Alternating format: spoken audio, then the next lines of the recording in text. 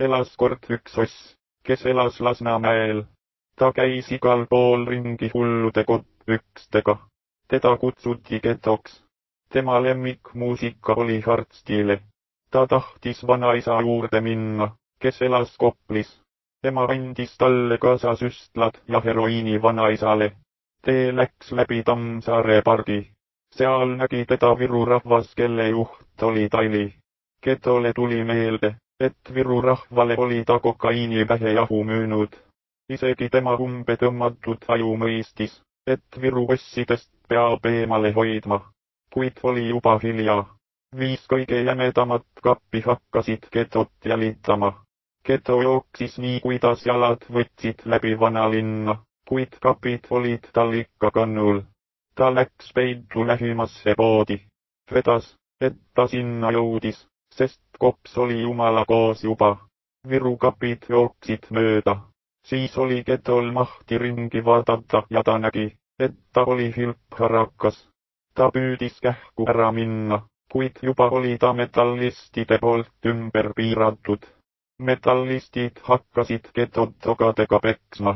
Õnneks oli Geto suhteliselt kõhn, kuna raha kulus kõik heroiini peale ja ta lipsas metallistide vahelt läbi. Paari hingetõmbega oli ta Balti jaamas. Seal läks ta kohe suvalise bussi peale.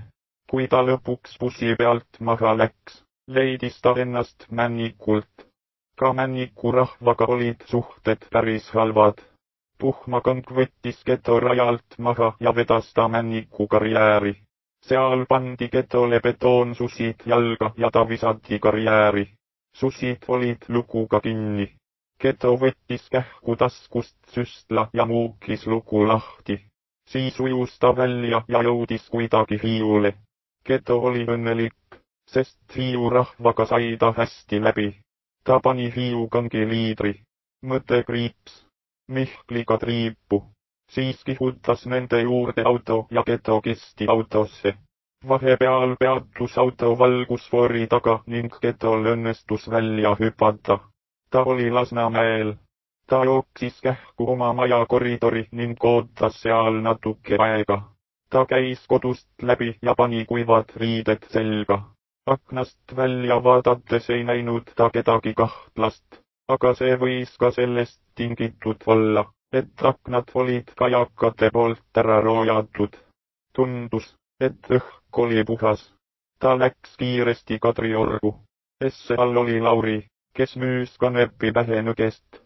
Lauri oli vihane, sest ta pidi öösel punkris magama. Getol oli kiire vanaisa juurde ja ta läks edasi. Ta oli juba linnahalli juures, kui meenus, et süstlad ja heroiin olid teise jope taskusse ununenud. Nii siis läks ta tagasi. Vahepeal oli mingi parm esimese korruse põlema pannud ja ta ei saanud üles 8., kus tema korter asus. Ta läks bussipeatusesse, tegi veidi kotijooksu ja varsti oli süstalde ja heroiini jaoks raha olemas. Siis läks ta bussi peale. Ta läks kogemata vale bussi peale ja leidis end Maardust. Seal oli Maardu vangla. See oli kukesid täis.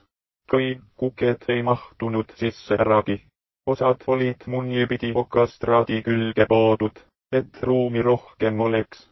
Siis nägi Geto kohalike kukkede Piidrit Jaroslavi, kes jõi müüri ääres.